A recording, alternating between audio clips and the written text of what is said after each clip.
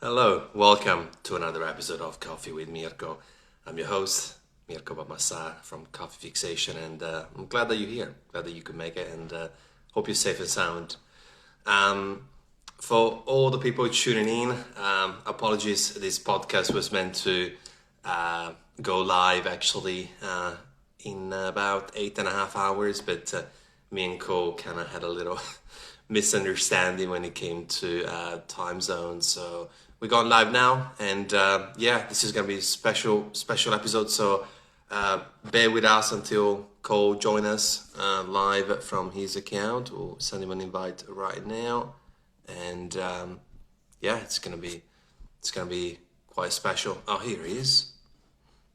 Here he is.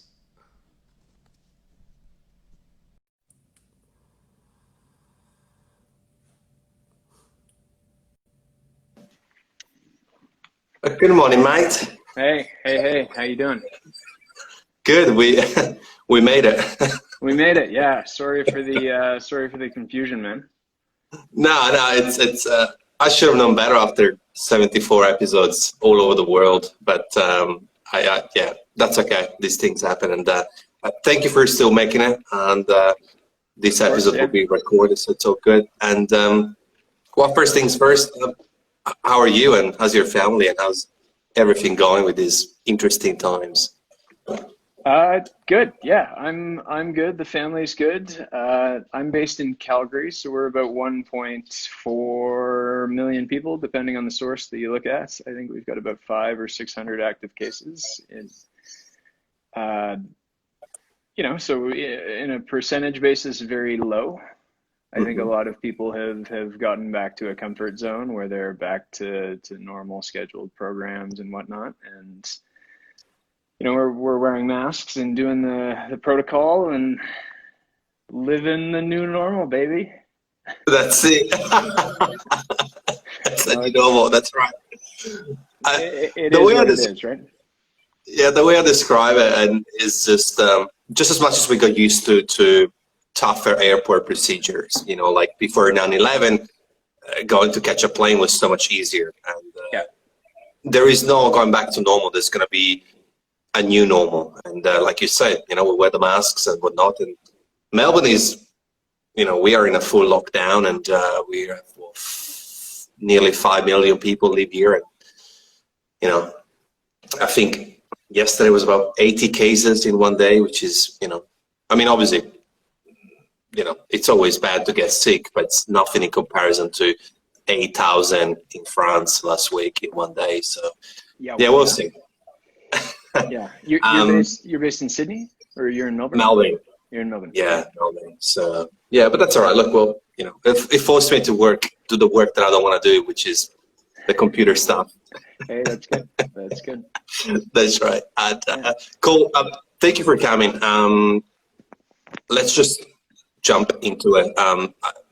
How did you actually start in coffee? This amazing journey of yours. Yeah, absolutely. So I maybe took a bit of an unorthodox approach getting here. I graduated and I was planning on taking a gap year and actually coming to Australia for a year before going to university. And at the time that I did that, it didn't work out very well. I didn't plan things very well. I wasn't well situated to make it happen. And so I ended up getting a job here in Calgary. And I was working for a little mom and pop coffee shop, and they served pizzas. It was kind of Italian flair, pizza, calzone, that sort of stuff, panini, and I was serving a super dark espresso cappuccino where you would steam the milk first, as hot as you can, as much foam as you can, and then you'd put the whole jug in the fridge, so it comes down to drinkable temperature, and then you get that like perfect mountain foam or whatever you want to call it. Uh, Shortly realized it was not for me. A very hit and miss type of establishment, and uh, I reached out to my brother. I've got two older brothers, and the eldest is 10 years older than me. He's my business partner today. He had two coffee shops at the time, Rosso, called Cafe Rosso, Today it's called Rosso Coffee Roasters, but I joined in working for him thinking I'd be, 6 months before I went to school or something like that. And 11 years later, I'm still on a gap year, still waiting for my opportunity to go to Australia and still making coffee. And it's great. It's a shame because you could have made it to Melbourne this year with the WBC, but obviously it's a bummer, but hey, it is what it is. We live with it, right? I had to smile when you said calzone, especially even the way you say it just reminded me of George Costanza and Seinfeld.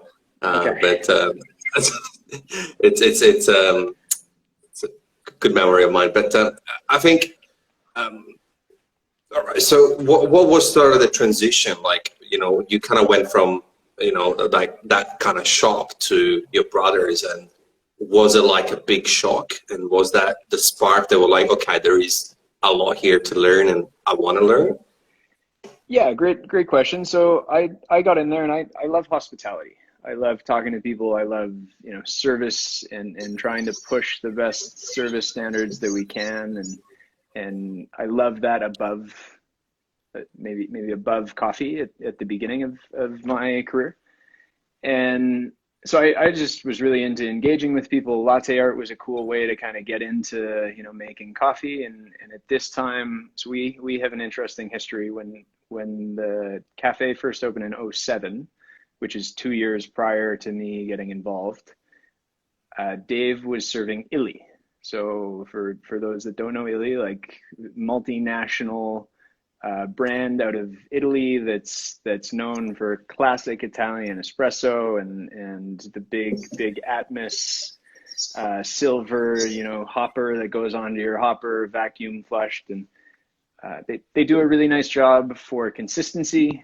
Quality wise, there's better things out there. Not that their quality is bad, or I want to throw any shade at them. I think Illy, we owe a lot in the industry to stuff they've done. We decided we wanted to shift from Illy, and we went to a very polar opposite extreme on quality for George Howell. And to my understanding, we were the first Canadian company that was serving George Howell since his sort of rebirth, if you will, maybe 10 years ago.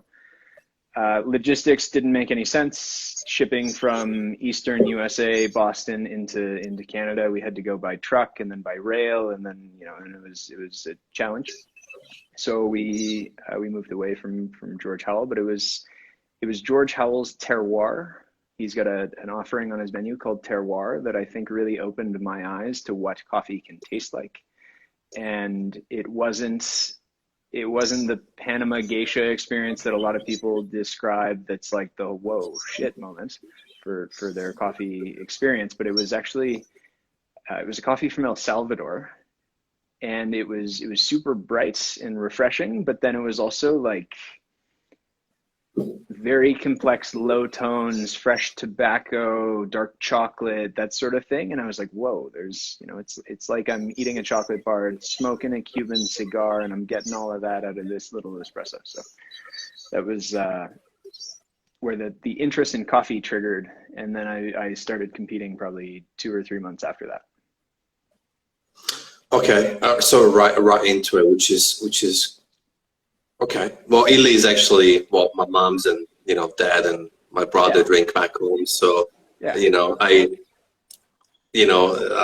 grew up hating coffee because of the bitterness. So I actually started drinking coffee here in Melbourne. So I sort of was lucky. I had quite the opposite experience. I started from my first specialty coffee shop, and I was drinking beautiful licello from Joseph. So I was lucky. I went from the top all the way.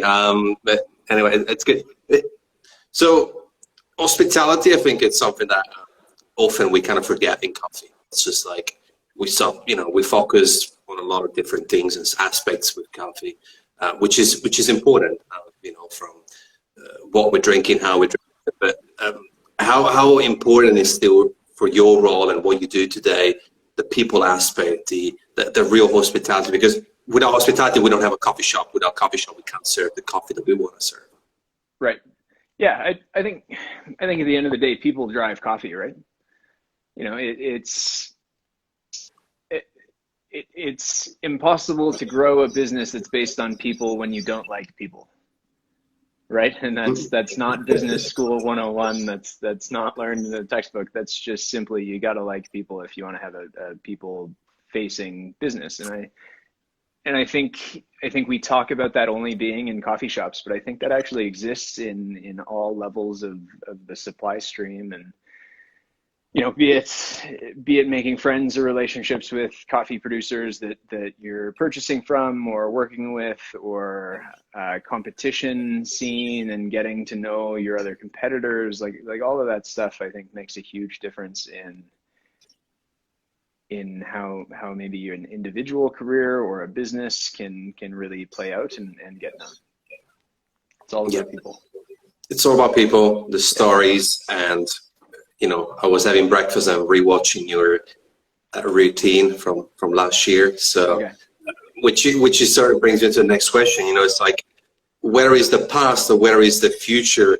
It's all connected. It's all a chain of progression made thanks to the people.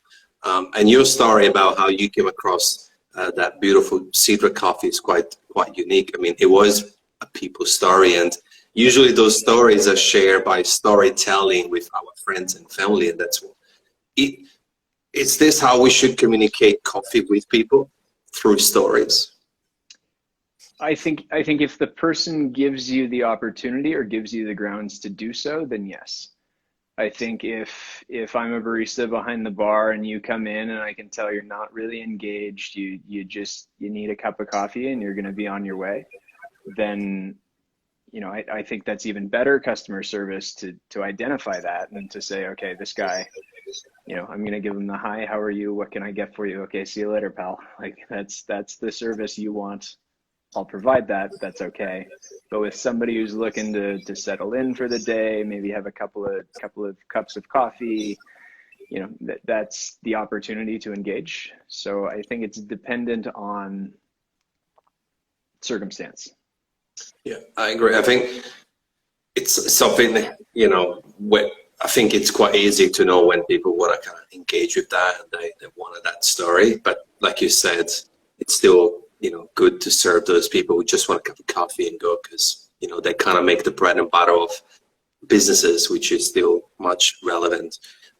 So sort of going back a little to you deciding to compete, what made you say, okay, I'm just going to go for it? And why barista competition as well?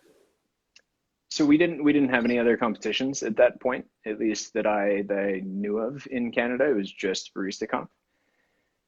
I've always been a competitive guy. I've got two older brothers. I played sports, growing up, and I love basketball. I've got the Toronto Raptors playing on the screen you can't see in the room right now. So I've always been a competitive guy. I love sports, and I guess I found myself making coffee, not really necessarily knowing what the next 2 years, 5 years, 10 years of my life was going to look like, and thought to myself, well, I'll give competition a go, see if I can get good at this, or if I'm not good at this, great, I can identify it through butchering this competition.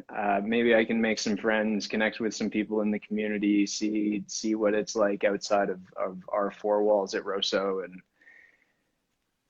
see what happens from there.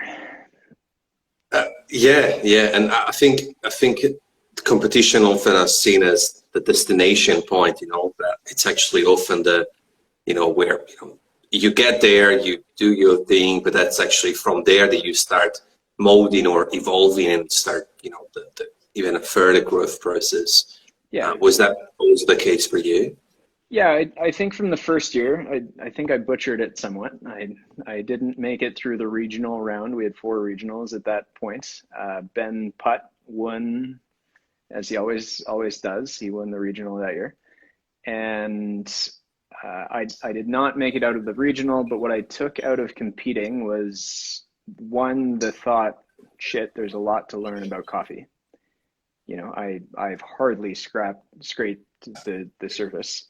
But two, my foundation for making coffee after that first year was so much stronger because I really honed in on the technical score sheet. And with that, I was able to deliver, I felt, more consistent product in the cafe environments, a product I had better confidence speaking to. And on top of that, the people I was working with were looking at me saying, why are you doing that? What was that move that you just did? And they were also looking to improve on a quality and consistency level, sort of learning from osmosis. So I realized through competition, it was a platform to really learn and educate about coffee, but also maybe be a leader within my own small community of baristas. Yeah, and you started young as well at it, and I think I've been reading a book called Outliers, and the first chapter is actually talks about Canadian hockey.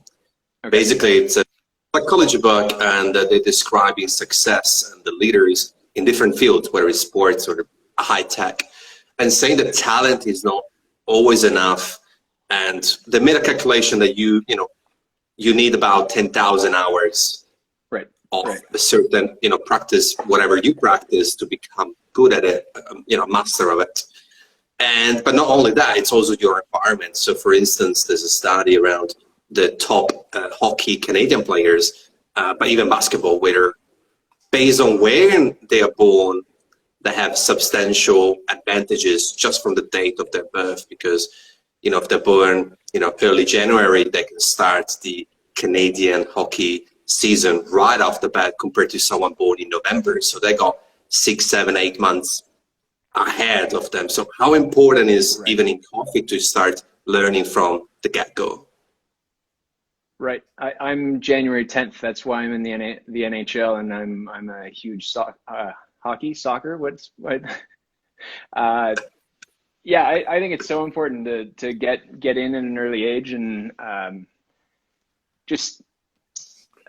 I think learn at an early age, and whether it's committing to doing something consistently or whatever the case is. I reference what we do in coffee competitions as sport, because I think if you want to be great at them, you practice as if it is free throws or 3-pointers, or you're doing drills. You're trying to improve all the time.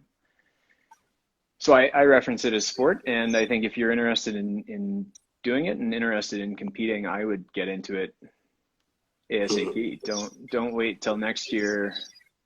Just register for the next coffee competition that's happening in your country or in the country that you can compete in, which right now is up in the air everywhere. But sign up, try to get a friend that'll help you through it. And I think that's a really important part too, is having a figure that is willing to coach you. Coffee competition is the equivalent of like insider baseball. I don't know how to look at a baseball chart, statistics and analytics, all that stuff, but there is somebody that can put together a baseball team based on numbers, and they can win. Moneyball is a great example of that, if anybody's seen that film. Coffee competition is insider baseball. You need a guy on your team, a guy or girl or person on your team that can help guide your choices in the competition. 100%. And just going back on the learning thing, I also think there's an application to it when it comes to as well, having a coffee shop. I think that, if you want to have a coffee shop, you need to learn, you need to start early to learn how to wash the dishes and, learn how to get your hands dirty and how to make, avocado toast and whatever it is, or learn those hospitality skills. And in terms of what you said, it's actually another point of that book that I've been reading, which is mostly psychology stuff. Is not one of those, self-made millionaire books. It's actually an author that was recommended to me by Patrick Roth. He recommended to me, Talking to Malcolm, Strangers. yeah, Malcolm Gladwell. Malcolm Gladwell, yeah. I've got both books sitting on the shelf next to me here, but I've There you rotated go. the shelf so the covers are on the back, and I gotta flip them around. They're sitting here somewhere. That's right. And even he mentioned that obviously having the right people next to you plays such an important role, and it's something that I'm passionate about because I think in this day and age we have a stupid advantage, which is this. Like we can literally message people all over the world, pitching a business idea, asking for something, whether it's a promotion or whether it's a question or whether it's sending a compliment. I think that people are worried and afraid to do it because they might be afraid of rejection, which is okay. It's very human. But I think that's also the way you do it. I think the minute that you approach someone and there is some sort of value that you're giving, or there is some sort of like, okay, it's not just ask. It's there is a little bit or this much in for me. I think that's super important to reach out to mentors, especially in this setting, which is like everybody is at home, and it's so easy to and like you said earlier, coffee is hospitality, and often coffee people are quite good people. So very rarely we're gonna meet someone online that is gonna be rude about it or really shut it down in a rude way. So I think reaching out is super important. I'm asking something there for someone else because I know they're gonna rewatch this. Who was a person that inspired you in coffee as well as in life?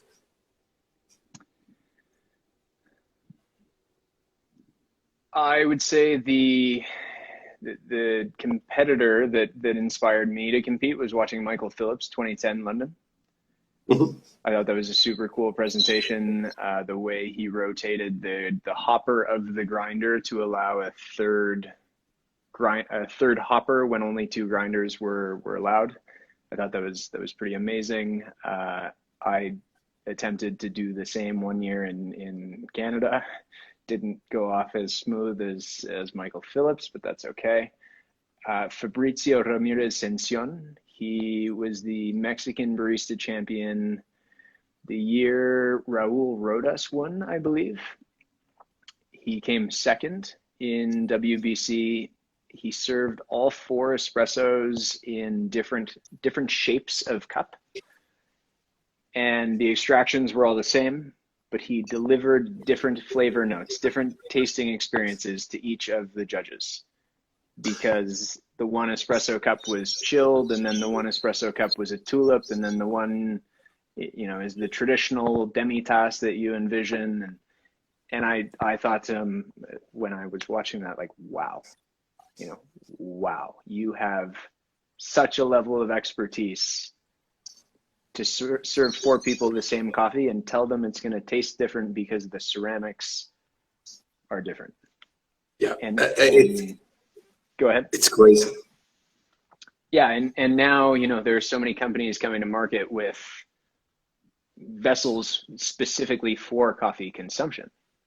How fascinating. And he's just a very early adopter of or realizer of that concept, which I think is amazing. It's amazing because, like, if you think about where the coffee game was 15, 17 years ago, there's been such an incredible jump. And speaking of that, on a coffee, they opened a shop in Melbourne, and that's what they serve their signature espresso in. They actually split the shot in 2 different espresso cups, so they give you the same shot, the same coffee, just in 2 different cups. And obviously the shape of it is different to give you different, well, here it is, multi-sensory experience, like Andrew says. So that is crazy stuff. Yeah, it's super fascinating. So yeah, and I'm excited because I was in the wine industry before I came to Australia, and wine, whiskey, it's all about the glass and how it is made, and like all these things. And I think it's so someone calling you the GOAT. Yeah, I see that. I know him. So I like that. Thanks, Justin. Shout out to Justin. I'll pay that. And I think coffee it makes me excited when I have this conversation, because what's next? I think we've seen only this much about coffee. Right. Yeah, I think if you use competition as a timeline for what's happening in the specialty world, where we're going and how fast that's now escalating, if you go to James Hoffman '07, I think he's the first guy to say that the farm name, to call the variety of coffee that he's serving. Like, that's less than 15 years ago. Yep. You fast forward slightly to Michael Phillips. You know, he's got 3 different processes of the same coffee. Now we're exploring processing.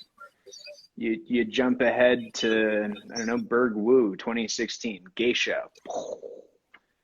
And you look at 2019, I suppose Boston was 2019, and we're talking about like pH levels, pressure, and exact coordinates. Like, we're so micro focused on these details that I think in one hand it's not good for the customer, because our guests, because we're leaving them behind.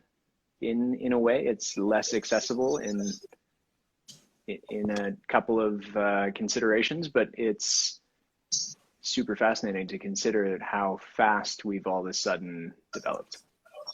But I would say, yes, we can leave them behind, but perhaps looking at the glass half full, COVID might help with this process, because now more than ever, there's people brewing at home, reading, looking, because they can't go to the coffee shop. So they're like, well, even myself, I always liked, I can't afford a beautiful espresso machine. So usually I just, go out and just get my espresso from my, friends and people, and supporting local businesses. And I started brewing so much more that I finished, my AeroPress papers. I was like, oh, wow. And hopefully by that, it's almost like those people who got into cooking thanks to those TV shows like MasterChef and all of that. So maybe the rise of home brewing will help to kind of, get people to appreciate more what you do, what we do. I think you're nailing it right on the head. The first 2 weeks of going into quarantine, I thought, oh shit, the business is done for. This is done for. And it was really negative. And then all of a sudden, I realized that right now, more than ever, is a renaissance moment for specialty coffee, where this is happening. You and I are having a conversation about it, and people are jumping in. But on top of that, people. So I run the e-commerce platform for Rosso, our coffee roastery, and people that were buying our blend, after their second order in quarantine, they're trying something different.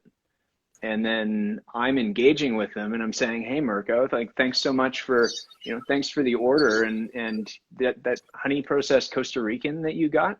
So it's a Catoyer. This is what that means if you're interested. And, let me know what you think. And then next thing, they're getting the next coffee, and people are trying exactly like you said, everything.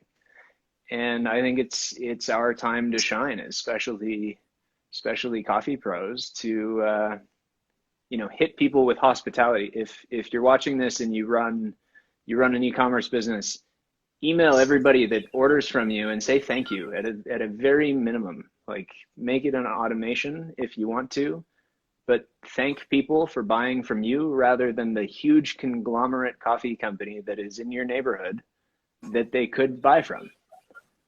Do that every time and kill them with kindness, and they will come back for your coffee. Kill them. The last segment of yours, there's 3 gems. Well, renaissance, that's a tricky word for me, but renaissance of coffee. Okay, that's beautiful. Kill them with kindness. and the gem of it is that you're so right. Like, you can buy coffee from so many coffee companies. It's ridiculous. Right.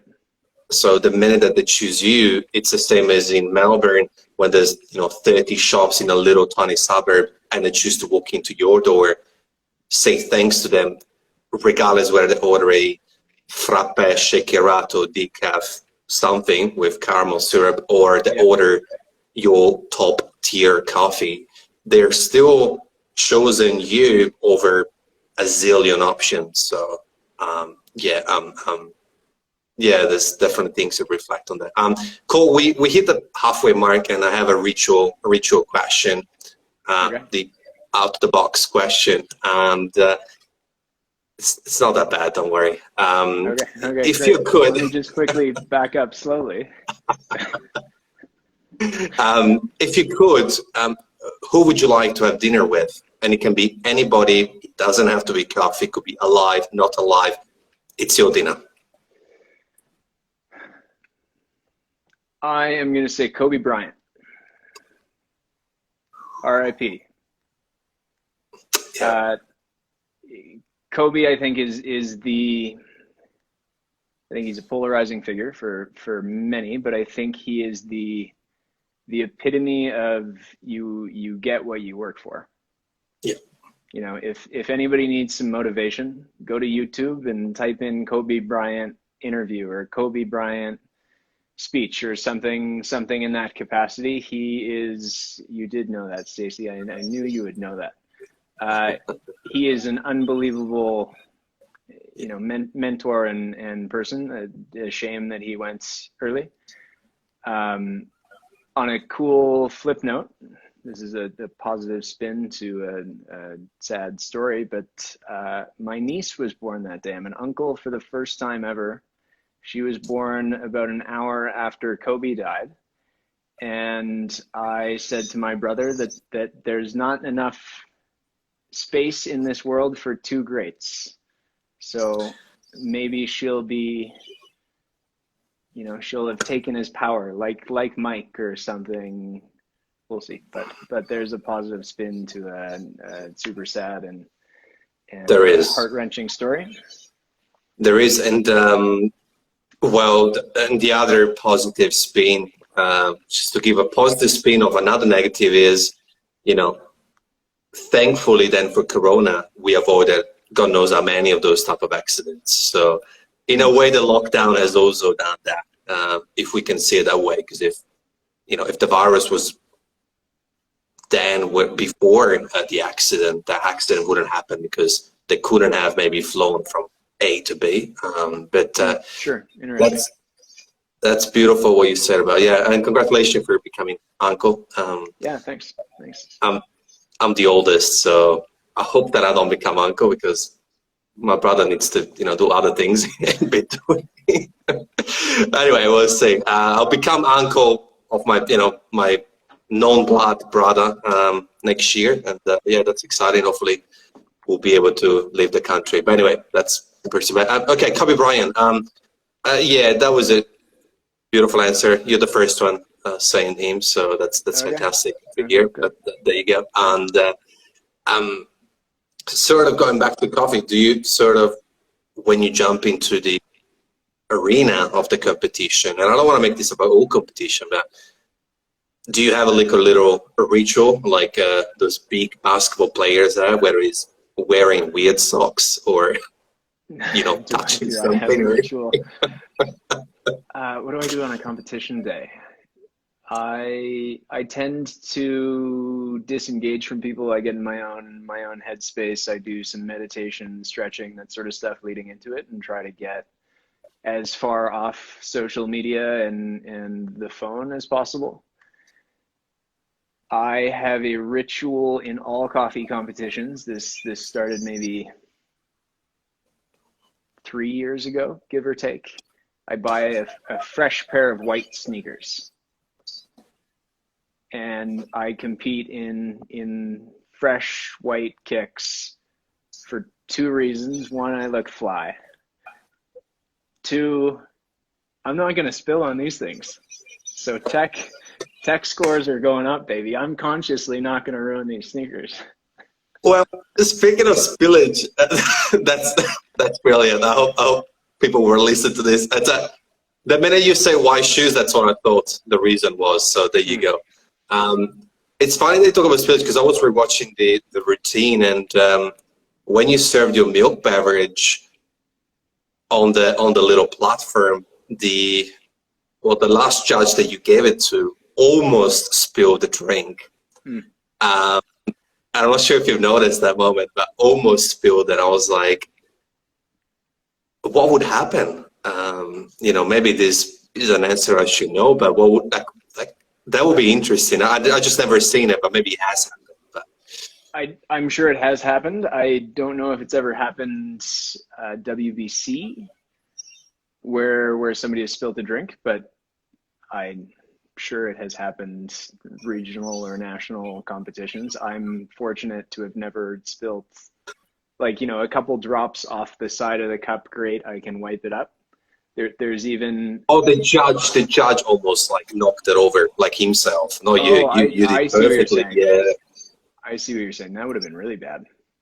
I don't know what happened in that instance. Yeah, you could watch it, because as he was grabbing, I think that he went a little bit too fast, so excited, and he kind of caught it. And I was like, "Oh, what would happen if a judge sort of knocked it down?" Right. I never seen that. In the finals, Boston finals.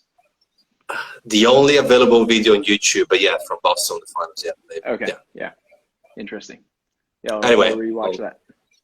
Yeah, let me know. And sort of going back to where we are, we can't travel, so that's just unfortunate, but it's okay. What is the Canada coffee scene like? Because you probably have seen a pretty interesting evolution of it. I think Canada's got such a strong coffee scene. I think the major cities, which I would say are Toronto, Vancouver, Calgary, Montreal, and then sub in a fifth one depending, have very unique to one another and just really dynamic coffee scenes. Here in Calgary, I'll speak to the scene here. We have Calgary is home to the past, 1, 3, 7, 8 national barista champions. And so Ben is 4 of them. I am 2 of them. And then there's one on either side. So the past 8 years of national barista champions live in Calgary, where I'm based. There's a handful of roasters that have larger footprints of retail that kind of dominate the market here, but they're all doing fascinating stuff that's different. So you can explore different elements of coffee. And then a bunch of smaller roasters that are starting to pop up, which I think is amazing. Toronto and Vancouver and Montreal are different in a sense that it's a lot of smaller roasters that are feeding into multi-roaster cafes. Calgary, for whatever reason, does not have many multi-roaster cafes. But each of those cities is so different from one another, just speaking culturally or architecturally or whatnot, and that all trickles and is reflected in the culture of the coffee scene there. So I think Canada's a kick-ass place to be. I think it's got a really strong coffee scene. The challenge we have here, realistically, is, Vancouver is the closest major city to me, and that's a 13-hour drive. It's density-wise, it's a little tough. Toronto is a 4-hour flight. Montreal is a 5-hour flight.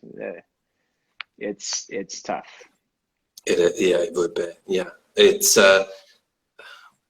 almost, well, no, not quite. I can't even compare it to Australia, because anyway, well, yeah, I would say, I guess it's kind of sort of similar to Australia, I suppose. There's a few, if you want to go to major cities. It's kind of everything's on the perimeter of the country, nothing's in the middle. Yeah.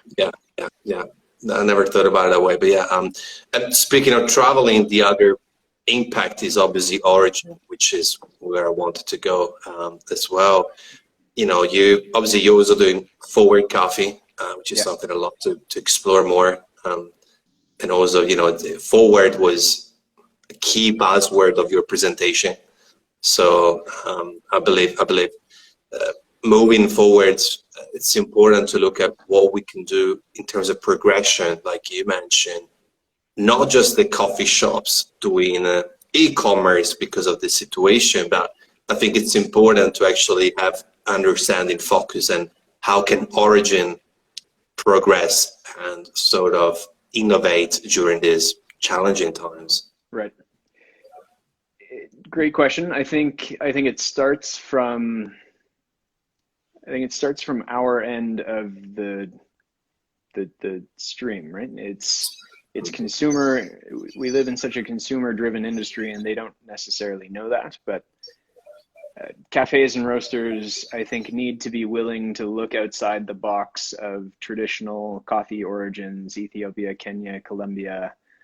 You know, we need to explore other countries, and we need to invest time and resources and anything we can to countries that produce coffee, and maybe they don't get the same care or regard on a global scale. Like, say, any country in Southeast Asia is a perfect example. We minus, but maybe not minus Indonesia. As I think, as a global industry, we speak to all of those coffees as if they're dirty, as if they're poorly done, as if, you know, we have no intention of buying them. Those are for commodity traders.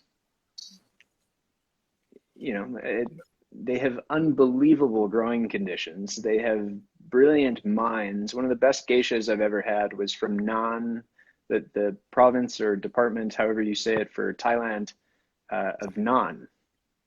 And I had it in Bangkok, and I had to go back to the cafe the second day to confirm that they didn't swap the coffee on me and serve me the wrong thing, but say it was the geisha from Thailand. It was absolutely unbelievable. Like, wow, on the level of Finca Deborah, you know, like beautiful geisha.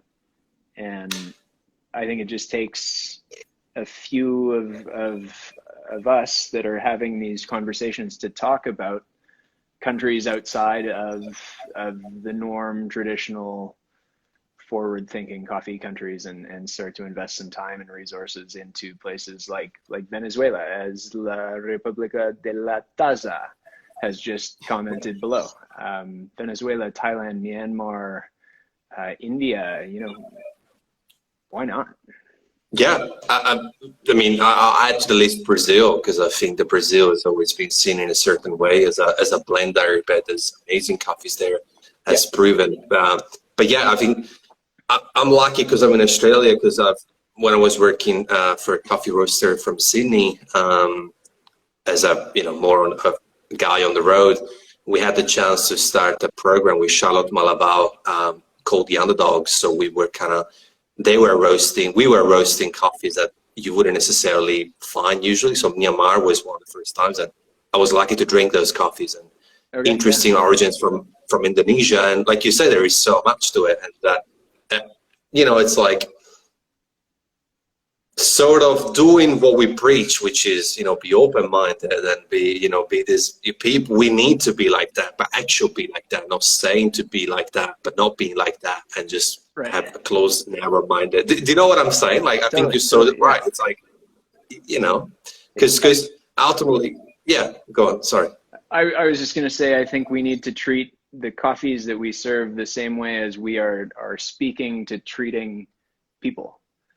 You know, anybody can come into my cafe, and I will show them the same love as the next person.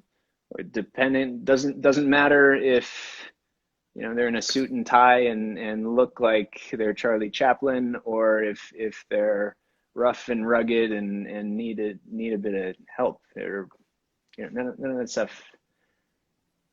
that stuff really matters in the service of coffee. Let's broaden our horizons to the people we love and care for, and also the coffees that we're able to support. I buy some coffee from Myanmar. I think they're unbelievable, and the impact that the coffee is having there, you know, that's, I truly think, and it sounds really corny, but I truly think coffee has the power to change the world because it's consumed in every country. It is recognized by every person. It is grown in most countries in the world, if not all, in some capacity. Canada maybe doesn't quite capture that, but if we can just change some standards and ethics in different countries and instill new values in places we're not currently looking, think about the impact we can have. I think you and I have connected, going back to people just then, because that's exactly what I was gonna say. Because there is so much beautiful, positive outcome by helping and sourcing and looking to work, collaborate, and build relationships with all sorts of countries, not just with the usual suspects. Right. And we yeah, that's beautifully said.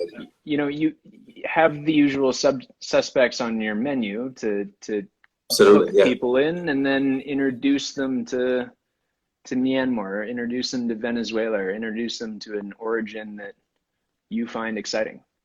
There's a company in Canada actually that I think is doing a great job at this. They're specifically sourcing coffees that are not your normal coffees. They're called Rabbit Hole Roasters. They're based out of Montreal, and they've got a Papua New Guinea, they've got a Yunnan, they've got a Yemen. I don't know what else they have on their menu. Maybe in Ecuador, but which is exciting. Yeah. Which is exciting because we go back to what we're talking about, innovation, and how it's still such a young game, the coffee game. And there's people like them, or there's people like Kirk and Todd at Sub-Zero Coffee, who started a company which is based only on frozen coffees, and they just freeze their beautifully roasted coffee from interesting countries, even Yemen. And that innovation will drive progression and will go, will push coffee forward.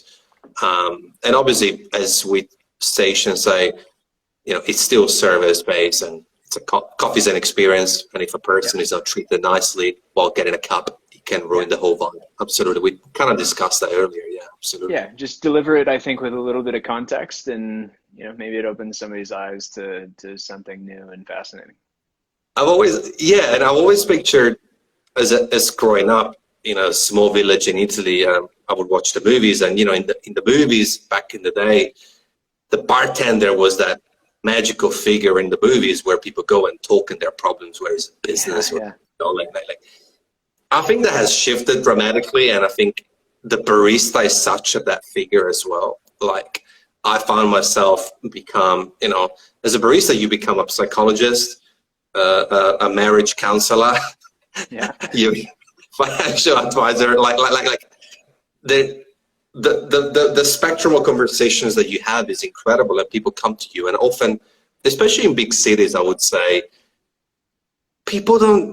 they come in with an excuse. They're sure they want coffee, sure they want the caffeine hit, and everybody wants something different, but they also want those 11 minutes, the person who tells you, oh, don't worry if it's taking you long, like the person who's like, oh, don't worry about it, like it's okay if you make a mistake, is a person who actually wants to talk and is happy if it's taking you longer, which is hospitality.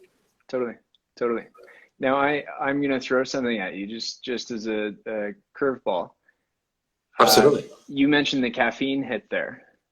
So I think, in personal opinion, but I think as an industry, we need to move away from talking about coffee as caffeine and start talking as coffee is flavor, similar to, you just mentioned you're from Italy. I'm sure you appreciate nice wine. I'm making the assumption, but if I open a bottle of wine, I want to know where it's from. I want to know what grape it is, et cetera, to give some context to how it might taste and sort of, mull some things over in my mind. I'm not looking at the alcohol percentage thinking, shit, tonight's going to be a good night. Like, it's 14%. And I think if we can shift coffee to the same mindset of it is a it is not an I need to have it, but it's a reward. It's a treat. It's, you know, slowly consumed and mindful in the practice. That's when we can start pushing origins outside of our comfort zone and giving more context to what it is that we're doing.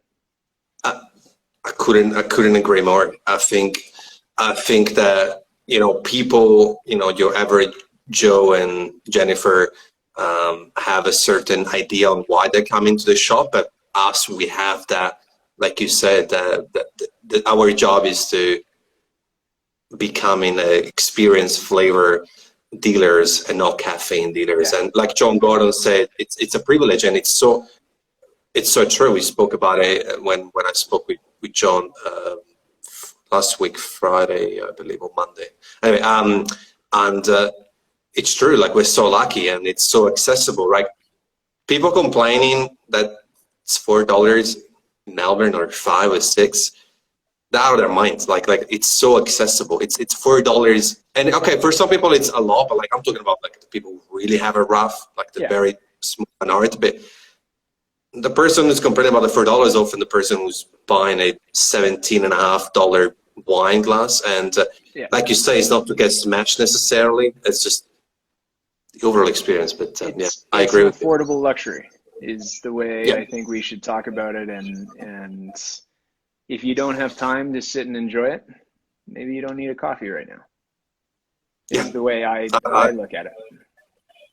100%, and that's a big misconception around caffeine too. You know, like people ask me why I drink coffee at nighttime and if I can sleep, and I'm like, well, first, I don't put sugar in it, so the science shows that caffeine in coffee is actually, you know, a fast heat, but then it's like, you know, you kind of the levels go down, but it's the Yeah. sugar what keeps you awake, or often tea because it's a more of a slow release.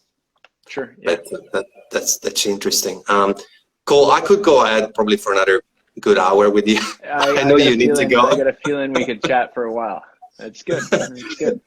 It's good. It's good. It's good. And I'm glad that we got this technology to meet, and I'm very grateful. So first, thank you for coming in.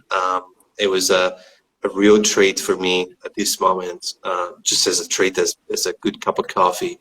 And hopefully we might have to do a second episode with a better organization, with time zone, Yeah. and Sure. maybe Sounds good. something different. I'll leave it to your part, whether it's making a coffee, whether it's a roastery tour, whatever fancy you, and we can just go and just have another, episode 2. Okay. Sounds And good. I just want to ask you a last question before we'll close it off. I always ask the question, what's next for you? And I know it's difficult with COVID, but what's next for you is the question I got. Something I'm trying to do right now. So my near future next for me is try to make coffees that are built for competition and built for this market that guys like you, me, John Gordon, and others that have popped up in this chat speak to with so much passion. Try to make those coffees more accessible to a market of roasters and also consumers. So as an example of efforts in trying to create that, I have 2, I call them fun projects that I've designed. One is called The Lottery, which currently is only nationwide in Canada. So the context behind it, we're just finishing our 2nd season of The Lottery. The context is, as a roaster, you buy in. You can buy 1 kilo of green for $30, 30 Canadian dollars, and you can buy up to 5 kilograms. So fixed amount. And then you receive a box with kind of the rules of the game, a couple of different things in the box, and then you have no context as to what the coffee is. So first season, I'm not allowed to talk what the 2nd season is because it's not quite done. But first season was an amazing coffee from Veracruz, Mexico. It was 4-day anaerobic fermentation, and it was this beautiful, winey, red bourbon, Typica, amazing coffee. This one is another Central American coffee. I'm taking a loss on the program this round to get a coffee out in the market that maybe some of these roasters wouldn't have tried before or wouldn't pay for on a retail price point. So that's the forward lottery. I'm doing a giveaway. Actually, it's on at FWD Coffee Instagram page if you want international shipping for tasting the top 5 roasts, which will be announced Friday, who the top 5 are in Canada. And then the second concept is called the Forward 5. So it's another program. This one's internationally catered. And the idea is you will get a box of 5 coffees, again, with no context, 100 grams of each in green, or you can scale it up if you want more. 75 grams of roasted. If you want it roasted, I have the power to roast the coffee. I can do that for you too. But the idea here is, again, just kind of bridge the gap of accessibility. And this first box is going to have a 50. Everyone is going to be 100 Canadian dollars, with $50 of that budget going to the coffee cost. So, that affords some pretty big coffees. The first delivery will have a Finca Deborah coffee. I'll say that for now. The second delivery will have a coffee that's 120 US per pound, and I think justifiably so. So it's going to be interesting to see how it takes, but the goal is to make these coffees a little more accessible, because this is that insider baseball again. If you weren't in when that farm started out, maybe you can't get access to their coffee or whatever that looks like. So that'll all be available through Forward Coffee, and the goal is to normalize a higher end offering and take coffee out of the $4, $5, $6 range and push it into the 10, 11, 12 and higher, and get people to ask why it's that price point, and really make the definition and leap from commercial to specialty. And we'll see if that happens, but that's my goal. Beautiful. That's beautiful. And it's everything takes its time, and patience is obviously a big component, and we thank you for what you're doing. I think it's a lot of forward thinking. Nice. I see what you did there. I'm gonna write that down. Terrible. I might just still 9 o'clock here. My morning looked different usually, but look, thank you. Thank you very much for coming. I think it's fantastic what you're doing. I'll post about your giveaway after this. Very grateful. Pleasure meeting and chatting with you. I wish the WBC was still happening, because we could have had a good chance to meet, but otherwise we'll meet in another continent at some stage. And let's do this again, man. It was lots of fun, man. Thank you. Of course, yeah. Thanks, Mirko. Much appreciated. Thank you, brother. Enjoy your I know you got a special night ahead, so enjoy your night. It's date night tonight, so I appreciate you making the timing work so I don't interrupt date night. That's the number one rule. Don't make her upset. You enjoy date night, and we'll chat soon, man. Okay, thanks, sounds man. good, buddy. Take care. Ciao. Ciao. Time. There you have it, guys, and it was a very special treat. We cutting it real fine. The countdown is going to go up real soon on Instagram to leave us 30 seconds left. If you just tuned in, make sure you rewatch this. It was packed of good stuff. It's a real treat.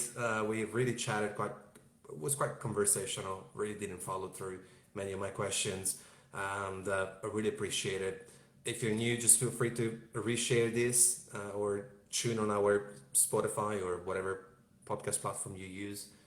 And thankful for all of you being here. Wouldn't be possible without you. So thank you, everybody who tuned in, who's still here. Big shout out, and stay safe, stay strong, stay well, and I'll see you on Friday with our next guest.